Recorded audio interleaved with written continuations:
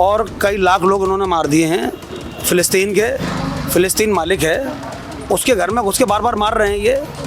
तो ऐसा नहीं है कि जो है आदमी चुपचाप पिटता ही रहेगा। ये यहूदियों के साथ जो मुल्क खड़े हैं उनको भी हम लोग देख रहे हैं, पूरा देश देख रहा है, तो उनकी भी छटनी होने वाली है। वो बचेंगे नहीं वो लोग। जालिम की कभी जीत नहीं हो सकती। आप परेशान तो कर सकता है, लेकिन जीत जो हुई है हमेशा सच्चाई की हुई है और मजलूमों की हुई है। आप देख रहे हैं वार्ता 24। नमस्कार, मैं हिमांशु शर्मा और आप देख रहे हैं वार्ता 24। जैसा कि हम सभी जानते हैं कि आजकल इजराइल और हमास के बीच में जो युद्ध चल रहा है उससे कितनी ज़्यादा प्रताड़नाएं और कितनी ज़्यादा तकलीफ़ हो रही है गाज़ा पट्टी के लोगों को। और इस बारे में क्या राय है हमारे इंडिया की जनता की, आज ये जानते हैं। भाई साहब, जो इजराइल जिस तरीके से गाज़ा पट्टी के ऊपर बॉम्बिंग कर रहा है और हॉस्पिटल्स पे, इन सब जगहों पे जो बम गिर रहे हैं, तो आप इस हिंसा के बारे में क्या कहेंगे? देखिए, बहुत निंदनीय घटना है। ऐसा करना अच्छी बात नहीं है। ये मजलूम लोग हैं। एक तो उनकी ज़मीन पर आके उन्होंने, जब इनको सारे लोग अपने देशों से भगा रहे थे, परेशान थे, इनको ज़मीन नहीं थी इनके पास, सारा सब कुछ छिन चुका था इनका, तो उन्होंने उनको शरण दी, ज़मीन दी, रहने का मौका दिया, मकान बनाने के लिए उनको, बल्कि उनकी मदद भी, इन पे पैसा भी नहीं था इनके पास, इनको मकान बनाने के भी पैसे दिए। और आज जो धीरे धीरे करके जो है, जो खुद मालिक है उन्हीं के ऊपर जुल्म कर रहे हैं वो लोग आकर। अच्छी बात नहीं है। और मजलूमों के ऊपर, बच्चों के ऊपर, हॉस्पिटलों के ऊपर बमबारी करना ये बहुत बड़ा जुल्म है। और ये किसी भी देश के अंदर कभी कोई जंग होती है तो उससे कुछ रूल्स, कुछ उसके सिस्टम होता है उसका, कि पब्लिक को नहीं मार सकते आप, हॉस्पिटलों पे बमबारी नहीं कर सकते आप, पब्लिक पैलेस को नुकसान नहीं पहुंचा सकते आप। और ये सारा उल्लंघन हो रहा है उसका। बड़ा अफसोस है। और भारत का एक एक नागरिक, भारत के जितने शोषित वंचित, भारत के SC ST OBC माइनॉरिटी के लोग और जो दर्द रखते हैं जो भी समाज के लोग, वो पूरी तरीके से साथ हैं हम लोग।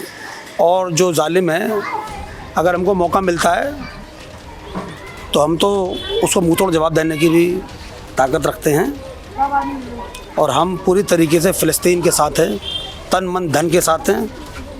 और मैं ही नहीं, पूरे भारत के सारे मजलूम जो जुल्म हो रहा है, लोग, हमारा पूरा भारत उनके साथ है। अच्छा, जैसे ये बात है कि पहले जो हमला हुआ था वो हमास की तरफ से हुआ था, और ये जो कार्रवाई चल रही है, जवाबी कार्रवाई चल रही है, तो इसके ऊपर आपका क्या कहना है? देखिए, पिछले 40-45 साल से जंग चल रही है, आपको शायद पता होगा जी। और कई लाख लोग उन्होंने मार दिए हैं। फ़िलिस्तीन मालिक है, उसके घर में घुस के बार बार मार रहे हैं ये। तो ऐसा नहीं है कि जो है आदमी चुपचाप पिटता ही रहेगा। आप किसी पे भी जुल्म करोगे, एक कुत्ते को भी अगर आप लात मारोगे तो कब तक सहता रहेगा? वो भी हमला करने की कोशिश करेगा, ज़्यादा जितनी ताकत है। तो उनके ऊपर जुल्म जास्ती और उनके बच्चों को मारा जा रहा है, तो भाई जाहिर सी बात है, उन पर जुल्म होगा तो वो उसका बदला लेंगे। और तो अगर कम ताकत के अंदर है तो क्या हो गया। लेकिन आप ये मत समझना कि जो है इजराइल इसमें जीतेगा। फ़तेह फ़िलिस्तीन की होगी, क्योंकि वो ईमानदार लोग हैं, वो हक़ की लड़ाई लड़ रहे हैं, पूरी दुनिया उनके साथ है। वक्त लग सकता है, टाइम लग सकता है, और हक़ का ही बोलबाला हुआ है, और हक़ ही सरबुलंद रहेगा और हक़ ही जीतेगा। पूरे देश की सहानुभूति उनके साथ है, पूरे देश के अंदर दुआएं की जा रही हैं, पूरी दुनिया के लोग उनके साथ हैं। मैं, कुछ जालिम लोग उसके साथ खड़े हो रहे हैं तो उनकी पहचान हो रही है ना, कौन जालिम है। भाई जालिमों को ही पहचान हो रही है। ये यहूदियों के साथ जो मुल्क खड़े हैं उनको भी हम लोग देख रहे हैं, पूरा देश देख रहा है, तो उनकी भी छटनी होने वाली है। वो बचेंगे नहीं वो लोग। वो जो भी लोग उनकी मदद करेंगे जालिम की, वो बचने वाले लोग नहीं हैं। वक्ती तौर पे वो मज़े ले लें, उनकी भी पकड़ आनी है, सब ख़त्म होने वो लोग। और जो हक़ है वो हमेशा गालिब रहा है, हमेशा जीत हुई है। अरे इतिहास उठा के देख लो, 313 निहत्ते जिन पे कुछ नहीं था, टूटी हुई 3 तलवारें, 4 खच्चर उनके पास थे। 313 के पास इतिहास उठा के देख लो, गूगल पर सर्च कर लेना। मतलब आपका कहना है कि जीत आखिर में फ़िलिस्तीन की ही होनी है? जी। 1000 को उन्होंने शिकस्त दी। तो इजराइल के साथ तो अमेरिका भी जुड़ चुका है। करबला का मैदान भूल गए क्या? देखो ना। और हम लोग जो है, जो पूरी दुनिया के शोषित लोग हैं, वो डरने वाले लोग नहीं हैं। वो मजलूम है, जुल्म सह रहे हैं, लेकिन जब वो उठ के खड़ा होता है ना, तो जालिम भागने लगता है। हम करबला वाले लोग हैं, हमारा इतिहास रहा है, वो मौका है, अभी मजलूम है, पिट रहे हैं, अनकरीब वक्त आएगा और इसको दुम दबा के वहाँ से भागना पड़ेगा, उनकी जगह खाली करनी पड़ेगी, क्योंकि ये लोग मौत से डरने वाले लोग नहीं। अब देख लो ना, वीडियो आ रही हैं, मौत से नहीं डरते। शहादत पर जो मिठाई बांट रहे हैं अपनी पर, जो कौम अपनी मौत पर नहीं डरती, उसे दुनिया की क्या ताकत डरा सकती है।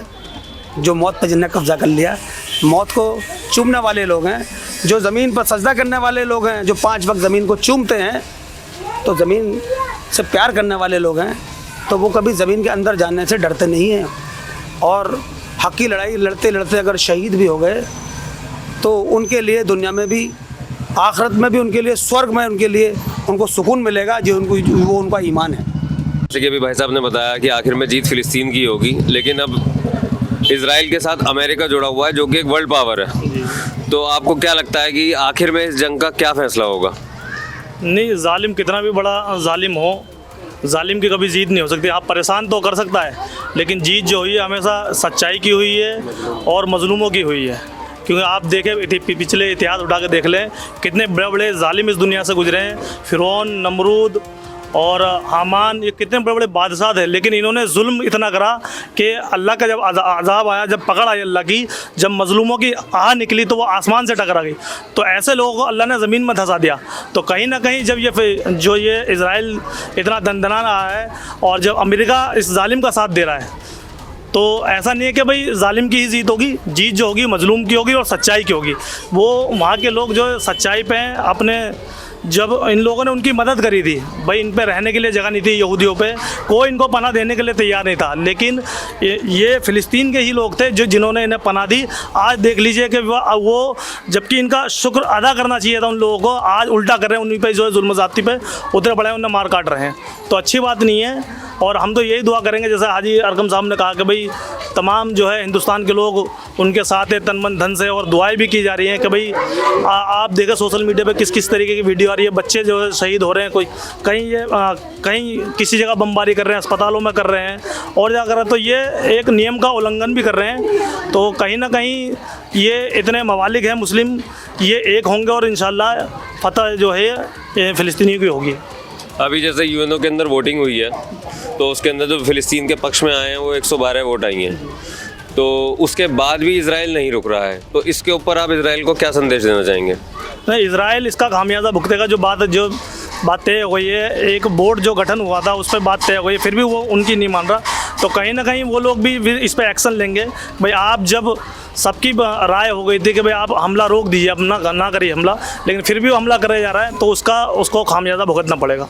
जैसे यूएनओ तो दुनिया की शांति के लिए एक कम्युनिटी है, एक जगह है जहाँ पे शांति की बातें चलती हैं, लेकिन फिर भी अमेरिका, सभी जानते हैं कि वहाँ पे सबसे ज़्यादा बोलबाला अमेरिका का ही है, और अमेरिका इजराइल के साथ हुआ है इस समय। उसने अपने काफ़ी एयरक्राफ्ट्स, अपने वॉरक्राफ्ट्स, वो सारे के सारे वहाँ पर भेज दिए हैं। तो इसके अंदर आपको क्या लगता है कि ये हमला रुकेगा, या इसे इजराइल को अमेरिका की शय मिली हुई है? नहीं हो तो अब शय अमेरिका की मिल गई है। यूएन है, ये जो इजराइल अमेरिका को ही समझ रहा है कि अमेरिका यूएन है, तो ऐसा नहीं है। और मुल्क भी हैं जो देख रहे हैं, और वो कब तक जो है चुप भी साधे रहेंगे। भाई इंसानियत तो सबके अंदर ही है। अब ऐसा जुल्म सितम हो रहा है, तो कहीं ना कहीं ये लोग भी अपनी आंखें खोलेंगे और ये भी जवाब देने वाले हैं। आप देख रहे हैं वार्ता 24।